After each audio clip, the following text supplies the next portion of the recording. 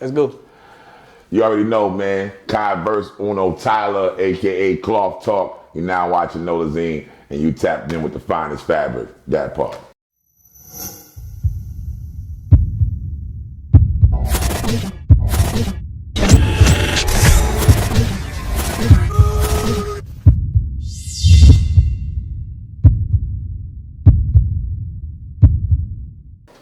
All right.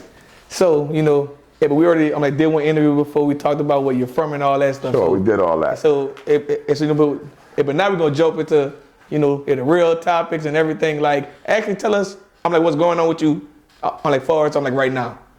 Man, there's so much going on right now between music, media, culture, everything under one umbrella. We merging everything together: tech, music, media, culture. We have some very high line, and some real strong celeb docs getting ready to come with Apple Music, getting ready to come with Hulu. We tearing up the sinks right now. We have BMF, we got Kanan, we got Force, we got Spook by the Door, we got Queen Sugar, we got The Shy. We got 808 Mafia Cicero. He's like all over the soundtrack, left, right, up and down. So we've been heavy on sync. We got new Lil Durk records coming. We got new Rihanna records coming. Like we have so many things under the umbrella of the luxury group to come in this 23, especially in the first quarter. But we closing out this year strong. So it's been really, really, really busy this year, and that's an understatement. Okay, so we're gonna jump into this topic. Let's talk about this city, Atlanta, as far as the music scene. Sure. And also, first let's, say, Free Young Thug and Gunna. Sure. How do you Free feel sign. about, these rappers not having freedom to actually say what they want on the record without actually get prosecuted for it? Well, it's always been about freedom of speech, right? And it's always been that's your right. But I feel that it's really a target-based society. It's not just Atlanta, it's a little bit of everywhere. And I think, big shout out YSL, Free the Whole Gang, for sure. But I just think that it's a targeted scenario where you're using things that they use to get out the trenches against them to put them in prison. And usually, in other cities, able to be the feds. Sure. It's actually the city of Atlanta, putting a RICO charge on them. Come on, man. It's kind of different. It's a state. It's kind of different right now because usually it is the Eddies, but this is what they're doing right now. They throw the smoke screen with the state up there, try to bleed you out, and then once they bleed you out, you think you at the end. That's when the Eddies come. You know what I mean? So it's always be like a setup tactic, So like I say, Freedom Boys, man, I wish them the best. They got to accuse the judge on the case, though, if we want to get some shake. Facts of the world, yeah. Right. So far as Atlanta, for your knowledge, actually, when did Atlanta actually become the main black music capital? And far as what year would you say that? I'm gonna be honest with you. So maybe let's say 93, 94, 95, I remember being here and visiting, and Missy Elliott had a big presence along with Outkast. Even though Missy was from another place, her music resonated really big down here because you had Outkast. All in My Grill was going crazy. ATLians had just come off going crazy. You know what I mean? Or whatever, being in a space Southern Playlist of Cadillac Music, coming into that space, and I always stamp Outkast from the beginning because they were the ones to raise the flag, outside of, with Goody Mob, the whole Dungeon family.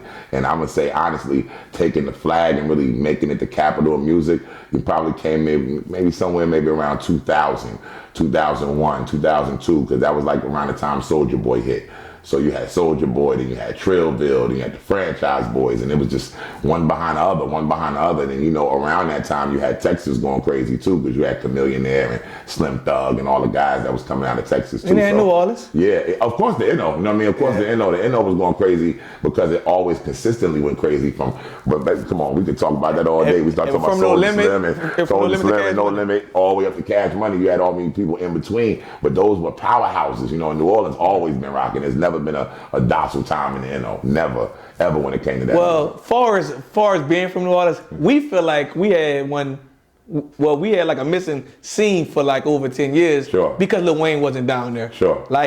And like now we got Ride 49 Right. and it's working, but like at first, But we was like, what's music, next? But bounce music always was always was live. See, New Orleans was like DC. DC got go-go. Right. New Orleans got bounce music. So you even had people that was coming across with freedom, having bounce music, like first, second line, like they was going crazy. I know about that culture. That was the difference with New Orleans. And you know what I mean? Like, so it's never stopped down there. But I get it though. Ride 49 was a reemergence of having a New Orleans sound or somebody to stamp it. You know, but as far as I'm concerned, between Boosie and Kevin Gates, and even though we know they Baton Rouge and Shreveport and all that, I'm just saying, Louisiana, I know our politics go, but as a whole, Louisiana has always been on the music scene very, very, very, very much so as a footprint and a staple. So I always salute you guys when it comes in. But the crazy thing about you, like you actually from Jersey, I'm from Jersey. You know, like back in the day, everybody in the South, like people up north ain't, you know, it ain't rocking with us. Yeah. And so how did you truly feel growing up? Like, did you listen to people from the South growing up? Yeah, I'm gonna keep it 100 with you. Most of us,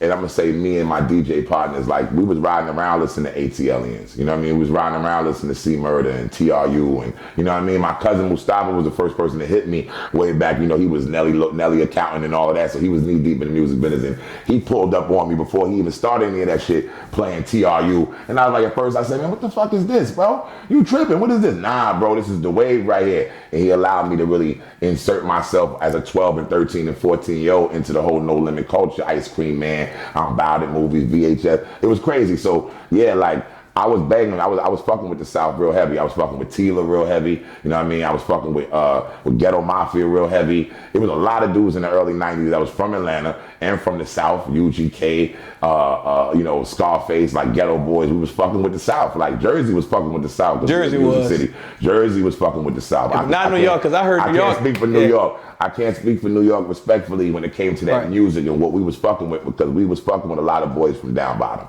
On God, you know what I mean? For real, for real. Anybody from Jersey will tell you. Tila, TRU, we was fucking with UGK, we was fucking with Face, Ghetto Boys, we was fucking with Pimp, we was fucking with all of them. Like we was fucking with T.I. early. I'm talking about in the late 90s, we started fucking with T.I. when he came out, when I'm serious, even though he had the record with Beanie Man. I didn't really like the record. I loved the album, but I hated the record, you know what I'm saying, or whatever. So, and I say that because we fucked with him. We was up top and we was like, yo, dude, it's hard. But me, myself, I wasn't particular that first record, you know what I mean? So like being from Jersey, but I actually wanted to like ask you, this question last time, like, do you think people, from New York, actually give people, from Jersey, the proper respect? They ain't got no choice. You know why? Because we bred some of the best, highest selling, highest grossing, most popular artists ever graced the microphone.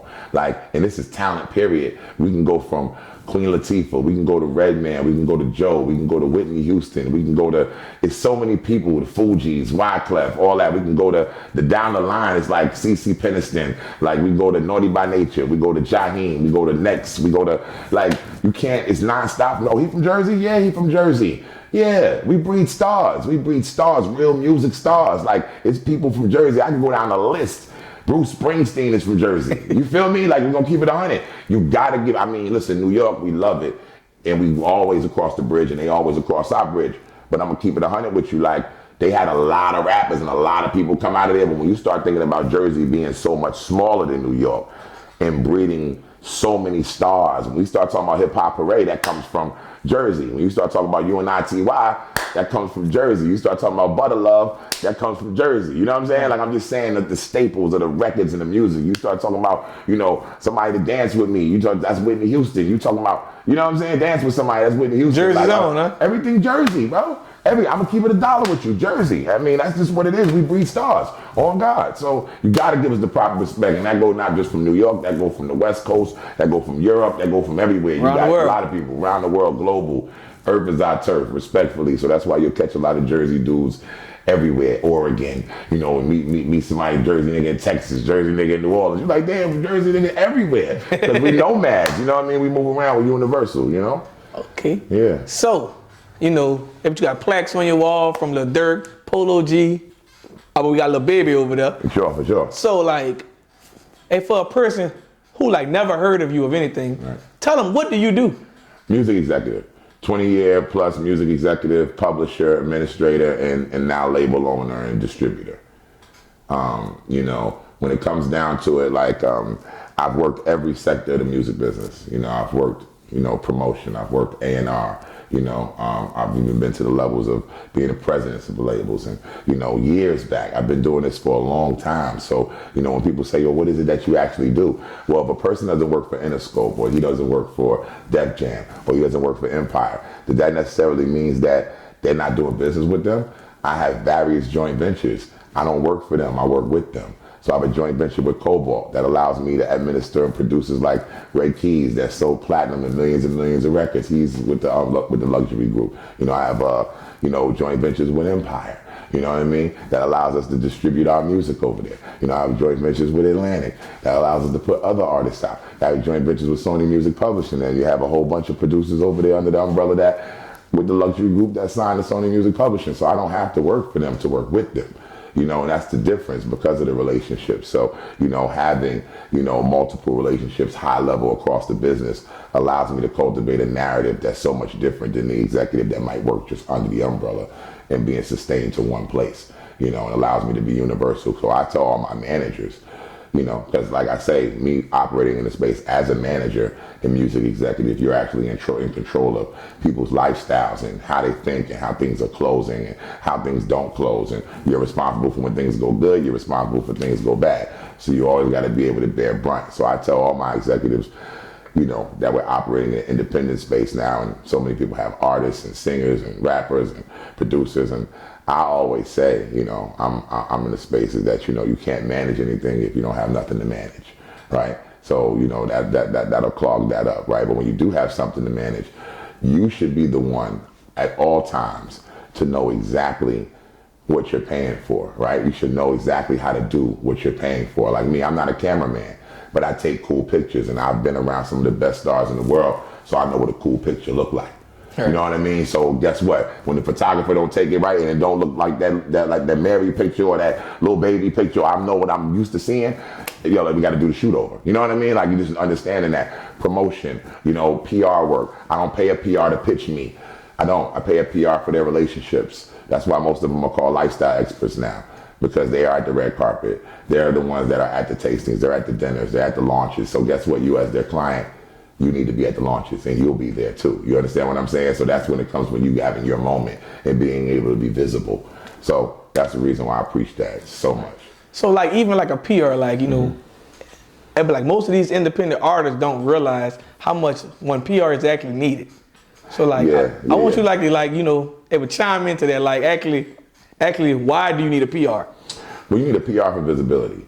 A PR is the person that is going to actually get you in another room that you necessarily couldn't get in without you having them, right? A PR is access.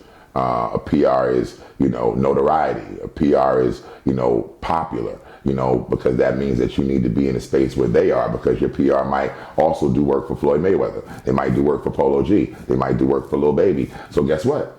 Now, where they are and the events that they're gravitating towards, the PR has their list that they have all their tastemakers they need to invite and their clients as well too. So now you're on the red carpet with Floyd. Now you're on the red carpet with Lil Baby. They're wondering who you are now. Now you got Getty images. Now they're Googling you and they're seeing you. Now you have an SEO board. Now you have something. That's why it's so important for you to have a PR, because it's all about not just what you're speaking about, it's about who's speaking for you. So it's really important for you to have a spokesperson outside of your management that has the relationships and can cultivate those certain meetings that you can. Gotcha. So, you know, there's the PR. So I just had this conversation with somebody about the A&R. So there was like, you know, like a lot of rappers who like signing rappers under their independent label after getting signed to one big label, don't have an A&R. Right. And so they wonder why if their homeboy not popping like them.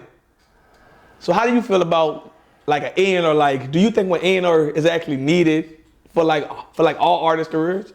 Yeah, well, A&Rs are needed for direction. So years ago in the labels, let's say post 2005, 2006, because 2007, that's when a lot of you know, the A&Rs were super, super, super strong. And when I say that, because it used to stand for artists and repertoire. So that basically means that person was responsible for cultivating your album, with putting your sequences together, how you wanted your singles to sound, right? You needed to be in a certain space where you might want to get plugged with Rockwilder or Just Blaze or, you know, Alchemist or these popular guys back then, Swiss Beats, whomever. And guess what? Your A&R is responsible for connecting those dots. They're also responsible for picking the singles out with you, right? So that's how important it is for you to have an outside ear, not because you're going on what you believe is hot. That's what I always say now is brand over belief. It even goes back then. Like Ja Rule might have had, you know, a record that he really loved that was some street shit, but the A&R had to be the one to say, nah, let's go with the Always On Time record. This shit gonna blow the radio. Yeah, that's the day. I know you singing, but trust me, this your bag right here.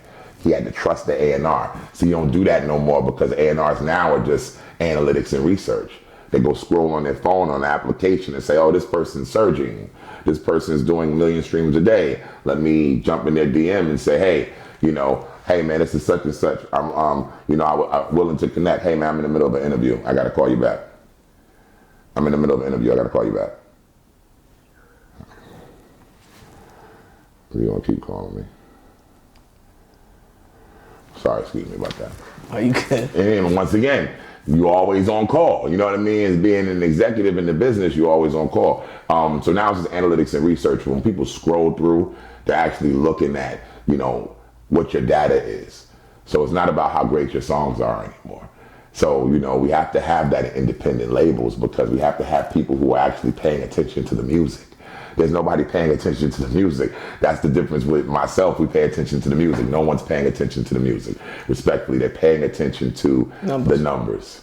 You know, and that right there is what takes the quality away from the product. Right. Respectfully. And like I also heard that, you know, like most labels don't really do like the artists, like development, maybe no more like they did.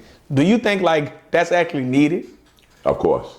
Well, let me tell you this. The reason why labels don't do artist development anymore, because guess what? The car already built. You know what I mean? They ain't got to build the car anymore. The car is built, whether it got 500 horsepower, 200 horsepower, 300 horsepower, whether the person's doing $8,000 a month, $20,000 a month, $12,000 a month. They sat back and said, you know what? These people have figured it out on how to make music. And guess what? These other people have allowed them a lane to put their music out. DistroKid, TuneCore. So guess what? There's nothing that the majors could have done about it. They said, you know what? Fuck it. It's all good. Let's figure out who's making money. And we need to attach ourselves to that. So artist development is no longer needed within the label, because guess what? Once the car's on the street, it's already running. It already got license plates and a title. So it's the same thing. They already got fans. So all we're going to do is sign ourselves to that and see how we can do business. That's the reason why I preach education over information, because of you had your education in this business and listened to people that were actually adaptable and relatable to you. Watch this. Then you would be able to say, you know what? Let me just be in business with you. Let's just do a licensing deal. But you don't know that. So of course they're going to give you a record deal, and they're going to take a percentage of your masters and not pay you for them. Not handsomely. So what happens is that if you do know better, then sure, they'll pay you for them and say, hey, look, man, that's my back catalog. I'm not allowing you to control my masters, but I'll let you license it and collect for me. But while you're collecting, I need $700,000 for you to do that, because I'm not going to get a check until I recoup. So I'm thinking from a business side, right? But if I don't have the education and I just got information about what I heard about deals, then yeah, I'm going to sign whatever that they give me. You know what I mean? And respectfully, it's their job to put the paperwork out there. It's your job to read it. All right. Well, I want you to break this one down, like, cause like most artists don't know, like, if artists think when they get signed to a label, it's like hitting one, like lottery. So basically, if you get signed for $2 million, most artists don't know sometimes you have to pay taxes back on that. Correct. And the different things like that. And and also, but the label don't fully give you $2 million. They might give you advance, and you might have enough to buy a house, some chains and stuff, but they don't give you fully $2 million. Sure. All right. So the breakdown comes like this. When somebody say, yo, I got a $2 million deal, $3 million deal. It's a couple of different ways. You got a 180 deal, you got a 270 deal, and you got a 360 deal, right? I'll back into that shortly. And the reason why I'm saying that is because you have to understand that when the more money that they give you, then the more ownership that they're trying to have, right? So if they get a $2 million deal, that might mean $500,000 cash advance. That might mean $300,000 recording budget, along with a $400,000 marketing budget, right? And then I have another bump on my next album for my next advance, right? For example, if my deal's worth $2 million. Now, If somebody says they got a $2 million deal, I promise you, 90% of the chance they didn't get $2 million up front. Right. They got 200 grand up front, 500 grand up front. Well, so a lot of people need to understand. And let's jump to like the big artists, like say an NBA young boy, say he got $60 million. Sure. So like, how would that work? So depending on how to deal, big shout out to that whole YB team over there, man. Vincent Phillips, my really, really good brother. That's his head attorney. It's my really good friend. You know, to speak without going too much into specifics, you can use young boy as like a name, but let's just say, yo, I got $60 million deal. Okay, great.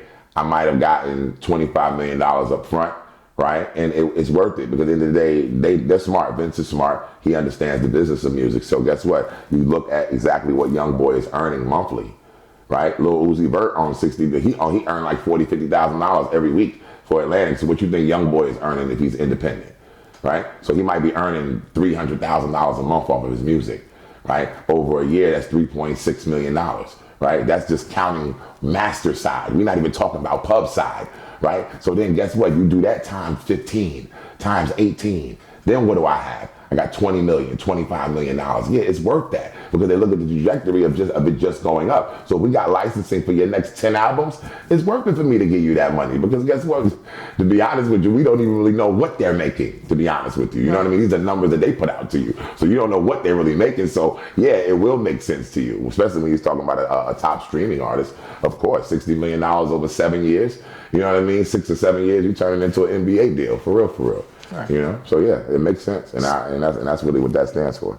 Okay, so I just saw this clip of like the heads and like the marketing team of Billboard. So they said like Billboard you don't actually win awards off your streams and numbers. It goes off of, I don't want to say the wrong thing. Not Billboard, you talking about Grammys. The Grammys. I'm sorry, the Grammys. So how do you feel about that? And because it's also one, numbers game. Yeah.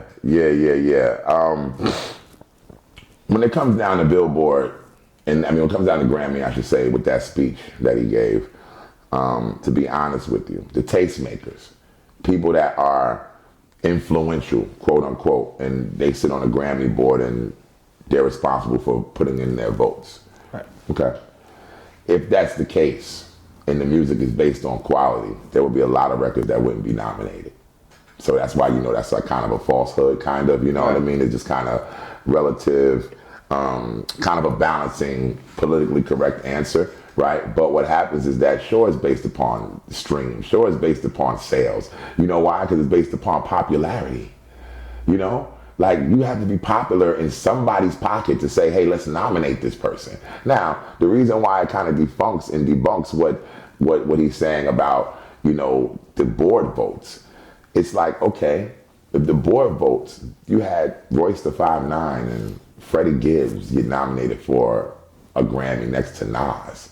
Like, that's like, what? Who are these people that you're saying that? You know what I mean? Like, that's why I know it's like a kind of a throw a hat, pull a paper out of a hat kind of thing, kind of on raffle status, you know what I mean? And, I'm happy this year that even somebody like Glorilla got nominated for a record like F&F, right? I'm happy about that because it makes it opened up the Grammys to say, yo, we're open to this now. And the crazy part is her song just really got on. It did. This year. But that's why but this is the reason why I'm trying to share this with you. We had a lot of flack at the Grammys. It was like years back. I come from the era we was boycotting the Grammys. Jay-Z said, we ain't going to the Grammys, fuck them, we ain't going to the Grammys. That's why in one of his lines you hear Jay-Z say, we told guns to the Grammys, pop bottles on the White House lawn. You know what I'm saying? Like, that was just, we were all anti that because we was like, man, y'all ain't even casting rap in the right category. And we always had problems with them for years, last 20, 25 years. So, Drake always had problems. Everybody has a problem with the Grammys. And one day, look at that, Nicki Minaj, she's had something crazy to say. They ain't even have her nominated in no categories. And that's like disrespectful to the utmost, to the highest. That's like a conversation need to be had. How dare you not nominate Nicki Minaj? And you got Mulatto and other people in categories that I understand she said some shit, but her music still is quality. So if it's based upon quality, how Nicki ain't up there? Right. You know what I mean? Respectfully. But once again, you know how it is. It's politics and beyond control sometimes, or reproach and above reproach. So, sometimes it's not even worth trying to lean into understanding it. Sometimes you just got to play chess. Gotcha. So speaking on, the Grammys and just all these politics in the music business, tell us what do you enjoy most about it, and tell us what do you actually, dislike about it. Man, I'm gonna be honest with you. You know, it's a gift and a curse. I really love, like, I have a passion, right? My passion is for the records. My passion is for the dopamine that it creates in my spine when I hear amazing, amazing, amazing song, which is a record. You know, the dedication that it takes, you know, and the creativity that it takes to make an amazing record. Like, that's what I live for. I wake up for a deal. You know, when I say that, I wake up for a deal, to feel a deal through music, to be in a space to feel music through a deal, you know, and to be in a space of negotiation, conflict resolution. That's what I do. You know, I'm a conflict resoluter, I'm a motivator, you know, I'm an educator. But within that, in that umbrella, it allows me to be an ultimate executive in ultimate shape, because I understand both sides of the coin. So it's like I wake up to do this shit, bro. I wake up to, you know, to look to see if there's a narrative I can change, or if there's a, you know, a needle I can move, or, you know, there's a deal that I can cross-pollinate and be of service to somebody else to empower one of my other peers. You know, I'm big on that. You know, it's funny, I was, you know, talking to my really good buddy Scott, you know, and he was like, man, this is what we do it for, man, to empower one another, you know, stepping into that space to empower other people. So I'm gonna give you a short example.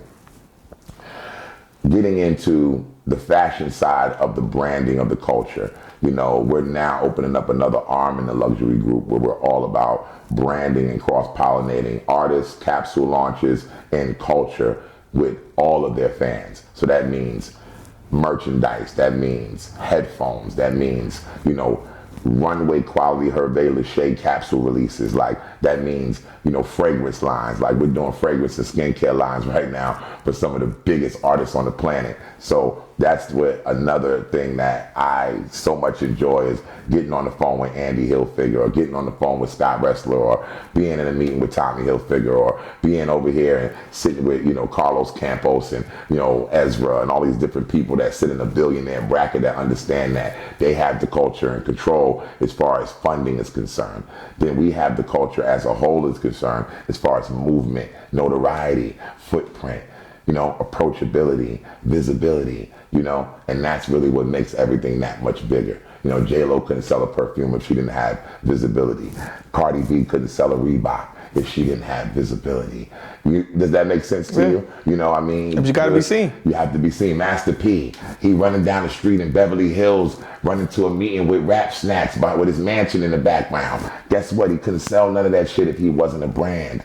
You follow me? So that's you gotta what be I'm a brand. saying. You gotta be a brand. And once again, advertisement is what you say about yourself. You can run around campaigning all day with your flag. It won't matter. A compliment don't matter when you give it to yourself. You have to have people talking about you, and that's what publicity is. And that's the reason why they have the slogan, there's no such thing as bad publicity, because they still talking about me. All right. Okay. Just that simple. Yeah, so, like, far as, you know, being one music exec, put music into movies and TV series. And like, the charts. And on the charts. Yeah, well, go ahead, yeah. Like, how, like, what's your advice to someone that's younger that's trying to become one, you know, music exec, and like kind of follow on your path? Man, you know, I'm gonna be honest with you. There's no really one answer to that, but I'll be multi-pronged with my answer.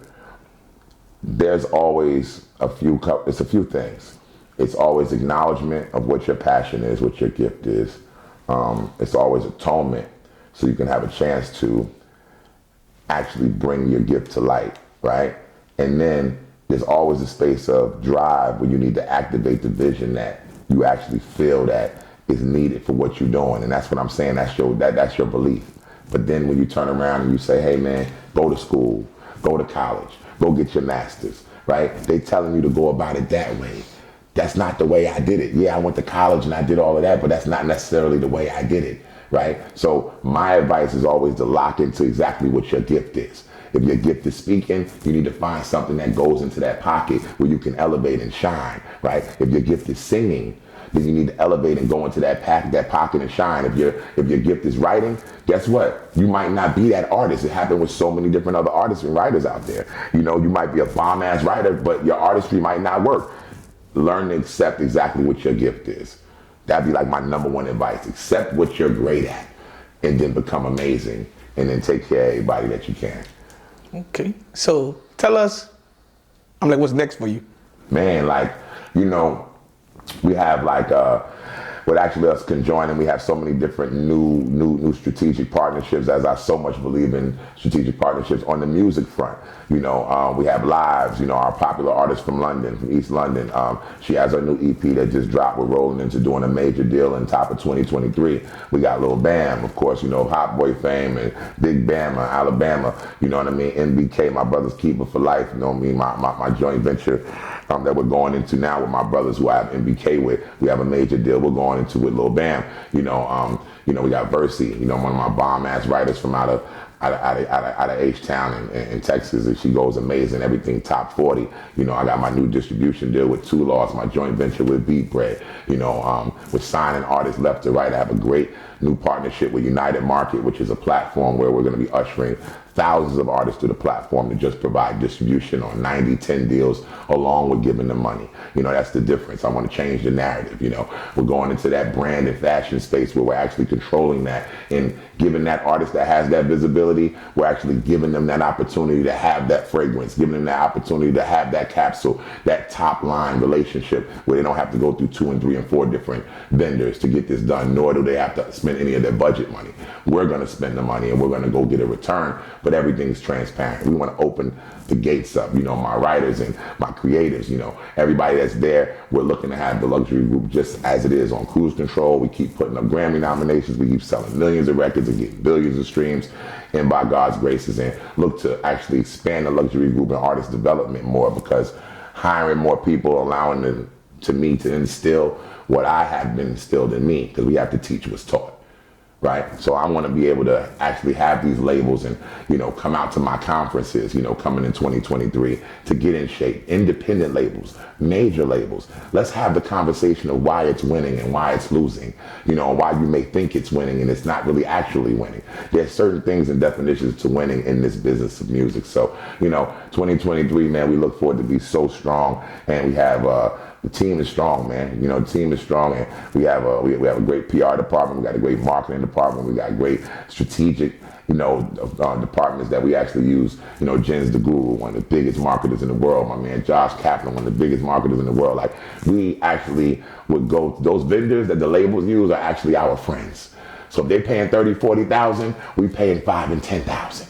So guess what? When we got 40 to spend, we're going 3 times as higher, because you got to get visibility in this wasteland. It's a wild, wild west. So for your gun to stand out, you got to shine it more. And guess what? That chrome costs a lot of money. So you got to go ahead and put more money on it. The more wild, wild west, the more wasteland, the more money you got to spend so people can see you. And we want to be able to teach what's taught. Education over information. Brand over belief. You feel me? And that's 2023 for sure. All right, and also last but not least, tell everyone actually where can they find you on social media and just everywhere. Across the board, man. Cloth Talk, TikTok, Instagram. I'm the first one to pop up. Facebook, Cloth Talk, TikTok, Cloth Talk, Instagram, Cloth Talk, Twitter. Across the board, Luxury Group is the company. It's in my bio. Everything is there. The book is out. You can just Google the kid and it all pop up for you, man, you know. And the world is your oyster as long as you choose to open it with kid gloves. You will be amazing. All right, we done.